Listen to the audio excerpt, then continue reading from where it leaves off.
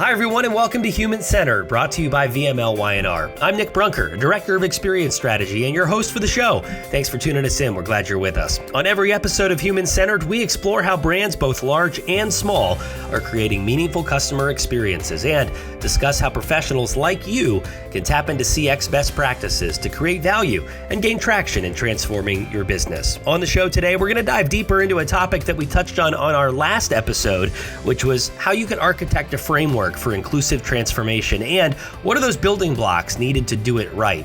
To continue that discussion today, I'm pleased to welcome back the Chief Integration Officer for VMLY&R, Myron King, to the show. Myron, great catching up with you again. How are things in your world? Nick, thank you for having me. Appreciate the opportunity and the platform. Things are going well. We are coping, compartmentalizing, and carrying on at the same rate and with the same momentum as the last time we talked. So I'm glad to be here to share a little bit of insight and hopefully some exciting news that's on the horizon with you. I think before we dive too much further into the nuts and bolts of it, I'd love to hear how you define inclusive design so that people who are listening that have heard the term but may not have gone deep have kind of a baseline for what we're talking about today. If you just break down the etymology of the term inclusive design, it presumes that there are individuals that are excluded, or that there are extreme circumstances where a typical design isn't accommodating or doesn't take into account some of these additional cases, some of these additional needs, some of these additional user context that need to be considered or need to be optimized for. So when you're thinking inclusive design, it's thinking about what might have been considered edge cases becoming literally the main success scenario. I'm using old language, but I think you're tracking with me that what used to be extreme now needs to become more the norm. And thinking about those scenarios is how you become more inclusive in your design. Now, I think the term as a term of art in the space is really closely connected to accessibility, right? Interfaces, technologies, industrial design that is accommodating individuals that weren't maybe considered. Right. So we might think about accessibility for buildings as something that could be considered inclusive design. We might think about web accessibility and screen reading and other technologies as inclusive design. And I think and it's true. And it is part of that. The next realm of inclusivity in design is having a space where we consider all of the perspectives of individuals that are going to be impacted by a design or can influence a design to create a new and different product. And products, I think, is also a noun that can throw folks off. When we say product, sure, it could be a piece of hardware, all right? It could be something architectural, but it might also be something creative, like an advertisement, right? Yep. And in our business, considering we're part of WPP, and WPP is responsible for at least 1 in 6 of all marketing messages on the planet at any given time, we definitely have an increasing amount of responsibility to think about how inclusive our work really is and how representative it really is. So when we start talking about inclusive design, we're talking about inclusion in a social sense, not just in a human ability sense. So there's where the pivot kind of comes from, the current notion of inclusive design to the space that we're starting to explore, which is how can we make design more inclusive? How can inclusion become more part of the nucleus of a design process and human-centered design and design thinking fundamentally.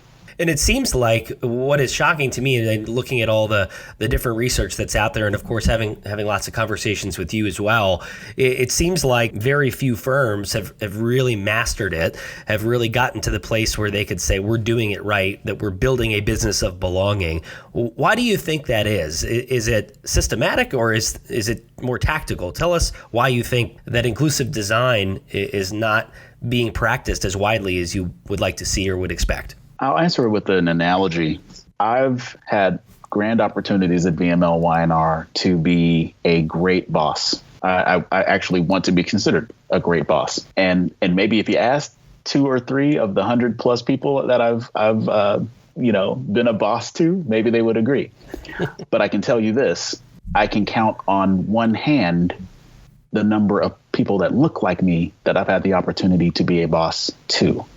Conversely, I've tried to be the best boss for people that don't look like me. I guess that makes me an inclusive leader, a person who tries to be an inclusive manager, a person who tries to design their approach to employee experience in an inclusive way. Because as the center, as the person who has control over how I act, inclusion means me opening my arms and my hands to embrace those that don't look like me, that don't share similarities to me. And guess what? That population in WPP and in our industry is the smallest one. So I have very fleeting opportunities to be the best boss I can be to people that look like me because there's so few of them in the business.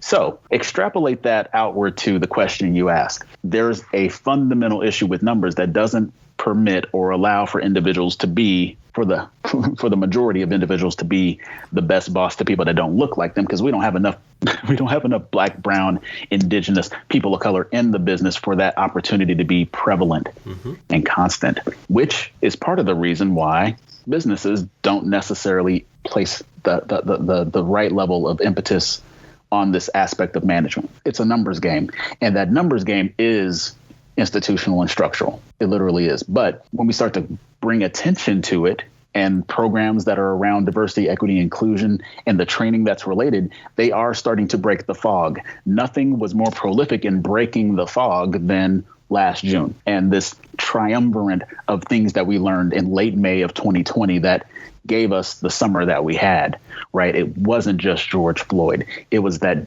Christian Kirk could have been George Floyd the weekend prior. And as we heard that news, we learned about a Black jogger in Atlanta named Ahmaud Arbery. We learned about a young EMT sleeping in her bedroom, shot to death, right? Breonna Taylor. And all of this happened without the distractions socially, right? We didn't have a March Madness. We didn't have a Masters. We didn't have all the sports stuff. We didn't have all the distractions, and we were locked down. So it's kind of like, oh my God, this is happening? What's going on here?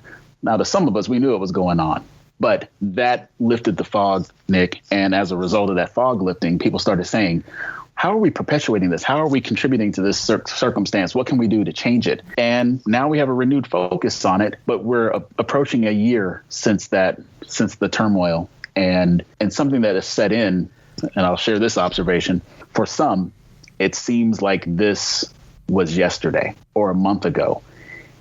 And now that the George Floyd trial has started in Minneapolis, a lot of this is coming back to the forefront. And we're starting to look at the progress, and we're saying to ourselves, have we really done enough? Am I feeling like this is fundamentally different than it was a year ago or a year before that? And depending on who you ask, be perfectly honest, they'll say no. They'll say no. Nothing has changed. Things are the same as they were. And then you have another spectrum of people who are like, look what we've done. We've accomplished so much. We've done so many things. You know, I almost feel like we're still having this conversation. I've done my best. I've tried my hardest. What more do you need? What more do you want? God, I'm so tired. Yeah. All of that is happening in the same space as those same sorts of emotions, whether spoken or unspoken, and generally they're unspoken, are still showing up in Teams and showing up in Zoom, and they're showing up on projects that need to get accomplished. Mm-hmm. We've got to get to a better sense of understanding across that divide, because once we have that understanding, then you create a landscape for empathy. And right now, there's got to be some understanding that not enough is being done, and the things that are being done may not have the lasting, sustainable impact that they are desired to have. And that's where inclusion and design need to start intersecting. It's about asking better questions and being big enough to absorb the answers without feeling like it's an accusation or an attack, or assuming a defensive posture. Mm-hmm. When you hear that 40% of people feel isolated at work, and that 56% would say, I'm more satisfied in my job when I feel like I belong. And 67% would say, I feel like I have a better shot at achieving success in this company when I see someone like me in the C-suite. Like, if you acknowledge that, and you acknowledge the counterpart to it, the inverse of it, then you start saying, well, this is our why. This is our reason. This is why we have to do this. It's not just about our business externally, but we will not sustain our human capital reserves if we don't. Well, and what's exciting about what you just said is it comes back to, if you take all those things and bring them together, it is about that business of belonging and bringing the equity and inclusion elements in. But there's also what you hit on, being accountable, the accountability aspect, and that comes right to the surface. And I think we all touched on it, Walt and Sarah, last time when we talked about being able to be good listeners, understand what you don't know, be transparent about it, and it's all the reason, or among the reasons, why it sounds like in the last year you've put some serious emphasis, and it's probably been more than a year, quite honestly, about codifying this into something that you're going to be unveiling here very soon, called Inclusion Experience at VMLY&R. Let's talk a little bit about that and what you think that is going to bring to the marketplace in the next few weeks and months and beyond. Thank you for teeing that up. So we have talked about this condition. We understand that there are a couple other dynamics that are happening in our marketplace that we have to be aware of. One of those is the shifting demographic state of the United States, that 2040, we're projected to be a multicultural majority across the United States. And with that comes additional spending power that will top $7 trillion. And the opportunities for businesses, particularly ones that are in our space that market and advertise their goods and services for sale, they need to be made aware of what that changing circumstance means, not just for the products they sell and how they go to market with those products and how they advertise, but also how those products are built, how they arrive at those products being innovated. It really comes to knowing better your consumer bases and your customers and your and employees better. And in doing so, you can yield and find much better business outcomes as a result. So Inclusion Experience is a strategic consulting and implementation practice, and we're going to partner with clients to bring about a long-term sustainable set of cultural changes that impact them both internally among employees, but also externally with their customers and the communities that they intend to serve. We think that it's 3 core capabilities, essentially. One being ways of working, organizational redesign and transformation. The second being literally diversity, equity, and inclusion consulting. And the third is being brand consultants via a new offering that we call the Culture Studio. Each one of these areas has its own set of processes and its own set of outputs, but all together specializing, helping accelerate a company's evolution to become a more diverse, equitable, and inclusive organization. It's really interesting that we have this opportunity and time to really start to not only affect the way we operate internally at the agency, but do what we do best, which is help partner with the clients we have and just partner with different business leaders and avoiding those situations that I think you talk about Culture Studio, avoiding those faux pas where if you don't have this type of IX thinking in the room, you might find yourself in the same scenario that Pepsi was with Kylie Jenner, or just as an example to name a few. Sure. I mean, these are things that I would imagine transcend just your day-to-day work. It's really about how you think and the people and the brains that you're bringing into the mix, because now you're teaching them how to understand marketplace diversity and ask the right questions, not just, as a theory, understand what inclusion design is and how you need to act upon it, correct? That's absolutely right. Just the notion that cultural movements affect companies, right? And they affect not just their customers, but they also affect their employees too. And consumers have a heightened expectation now than ever that brands don't ignore or stay silent. Like, they expect brands to take a stand, and not taking a stand is just as demonstrative. So when we couple that with that emerging demographic trend that I just mentioned, you do see the sense of urgency. So we feel like this is a really prime time to leverage our acumen and cachet in marketing and advertising across every channel to start having a conversation that we're also more ready and willing to have than maybe other organizations, because we're having it internally. The real linchpin to what we think is success for inclusion experience is that VMLY&R is our first client. Mm-hmm. We know that we have as much work to do as any other organization out here, and we have embraced the task. We know what that work looks like. We know that it is not pretty, it is not simple, and it's going to hurt, because change does, right? Like, I don't know that anyone who has worked out for an extended period of time didn't feel some amount of pain as their body went through that transition. Yes. Well, our bodies have to go through this transition, and it's going to take work. Like anything, if I train you today, Nick, it's like 1 hour, great. But if you don't practice, you don't change your behavior. You don't actually reap the benefits. So IX is also rooted in this notion of transformation being lasting and sustainable, meaning you got to commit to a set of habitual changes. And some of those mean rooting out some of the status quo that exist in different places and pockets and departments. And it's not always pretty work, but it's essential. Yeah. And the other thing that you touched on that I think is interesting and a parallel with what we've talked about on, your standard customer experience 101 type things is driving this change and transformation through executive level sponsorship. And I imagine those are conversations that you're very accustomed to having and on a daily basis having to have as you kind of continue to stand up this practice among other leaders within the organization. But just as customer experience and human-centered design needs that top level down push, I would imagine that first bullet that you touched on, transformation, the facet of transformation, org design, you're going to have buy-in from everybody from the top down to really make a change, or it's ultimately going to just fall flat, would it not? That's absolutely true. We've learned some lessons through years of digital transformation work and business transformation work after that.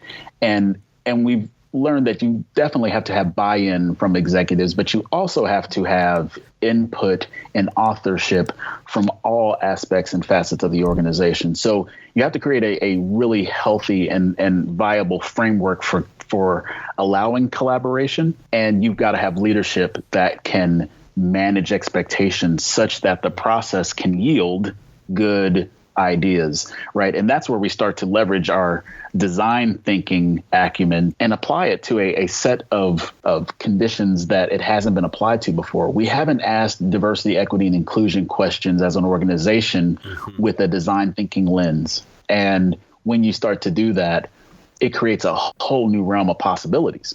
And those possibilities can be refined and become the ingredients to build a recipe for success that is inclusive and diverse and drives belonging and puts those at the core of what you're doing, but not at the expense of business growth or client growth or awards. Like, these aren't mutually exclusive at all. In fact, you can amplify all of those valuable outcomes by doing things in a different way that is more inclusive, that does put belonging at the center and values how people feel about the process, not just what comes out of the process. So when we talk transformation and we talk organizational design and strategic road mapping, we really are trying to bring in people from different aspects of the organization to have input, to be exposed to other facets so that we can have what we call enterprise-wide cultural change. One of the other things that I think we at VMLY&R seem to be doing very well, and I say the more general we, is in the people who are helping make these events move, or the DEI Council and the likes that are creating these events, that are doing organizational stand up and planning in terms of events. I mean, the Just Add Flava conference just a handful of weeks ago is a good example of one of many. But you talk about like putting the time and the effort against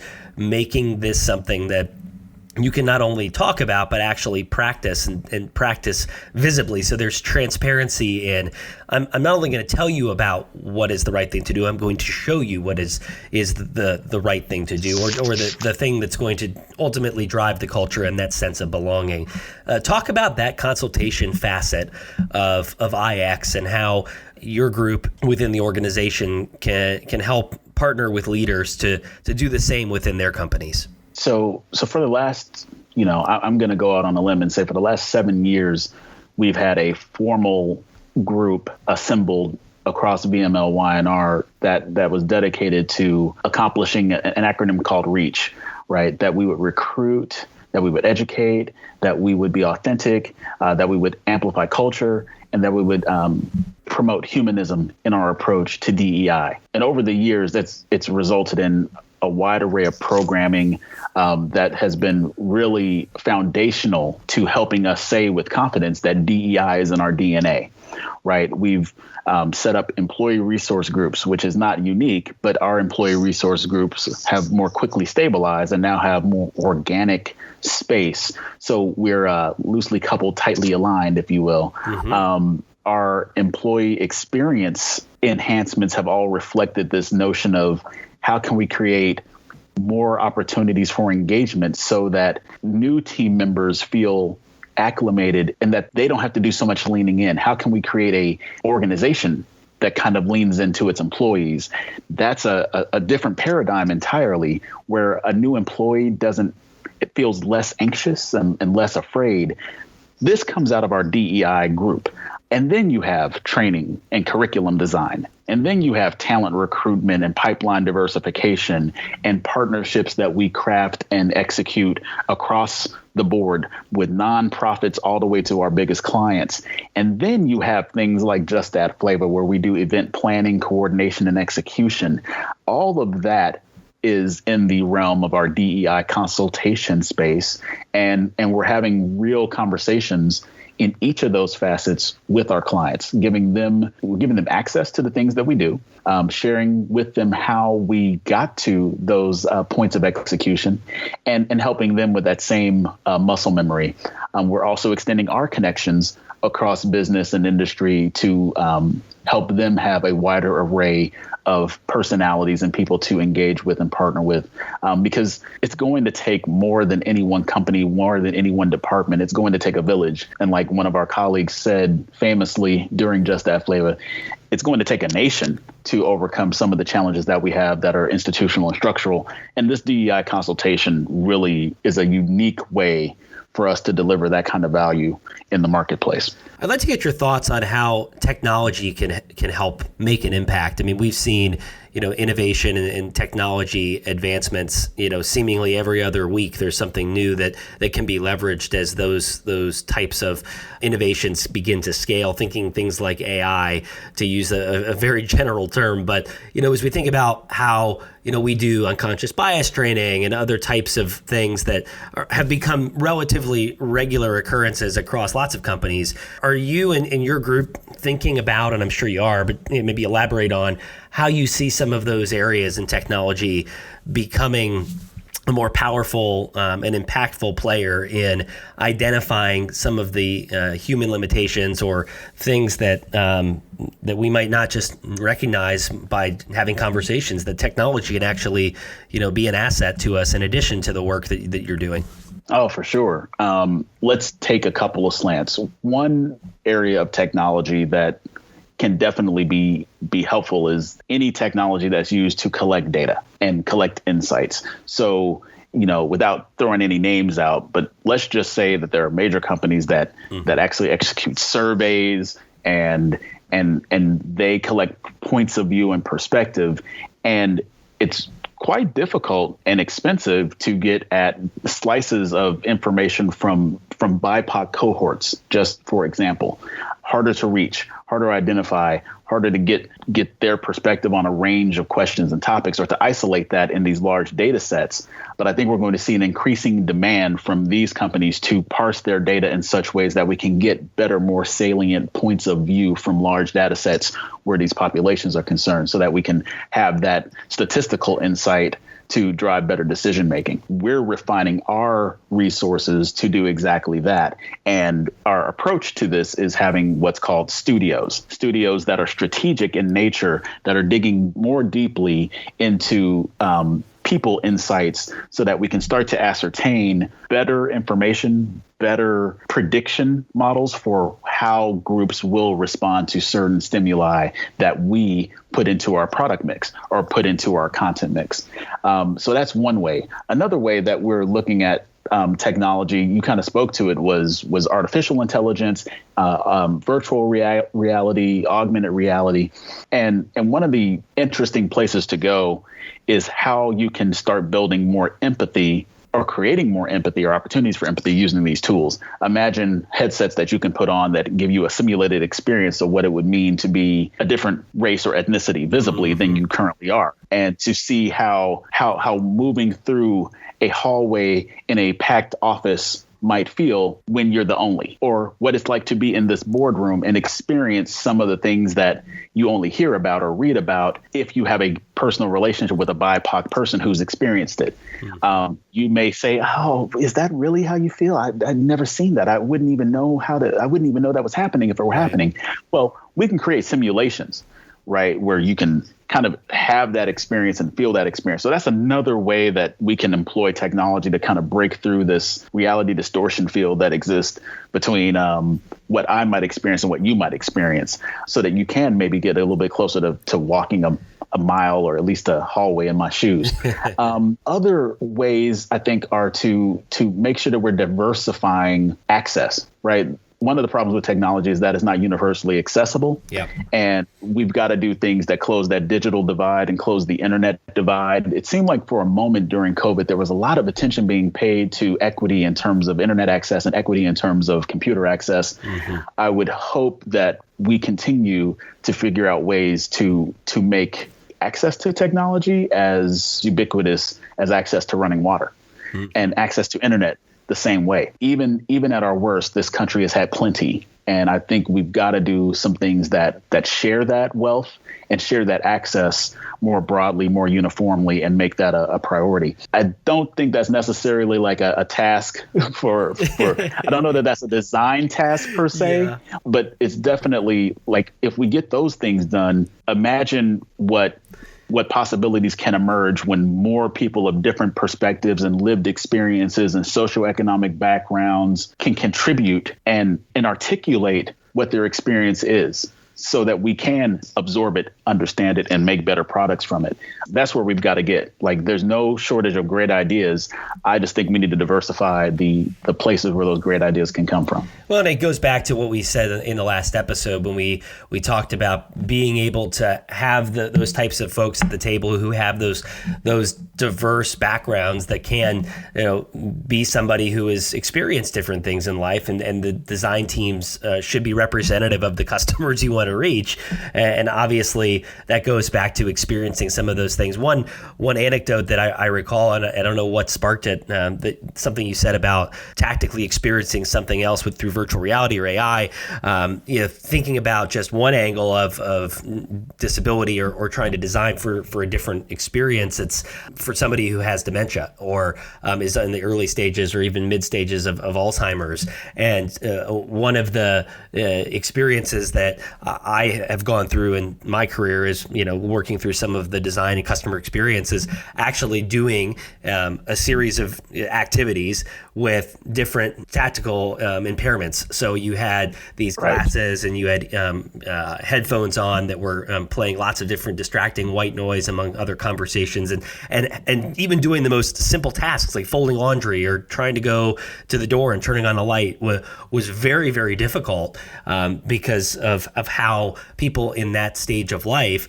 are experiencing those things day to day. And unless you were going through it, you can hear it, you can understand that, they may be going through some stuff, but until you actually experience it yourself, you're just guessing. You're just trying to imagine rather than actually experiencing it. So I think what you said about AI and virtual reality, I think it opens up the doors to doing a lot more of that sort of thing than it does just talking about the theory of it, or even having people on the team that maybe have that point of view. It's having everybody in that group being able to coalesce around that same emotional element that drives people forward, that motivates to action. So I went on my soapbox there for a minute, but I thought that was super interesting anecdote that you sparked in me when you talked about that experience. And it's exciting. It's exciting to be able to be a part of that. And I'm excited to hear more about IX as it unfolds. Is that something that our listeners can learn more about in the coming weeks, I imagine, at VMLY&R.com? Yeah. So this was an early preview. We are on a mid to late April trajectory for a soft launch internally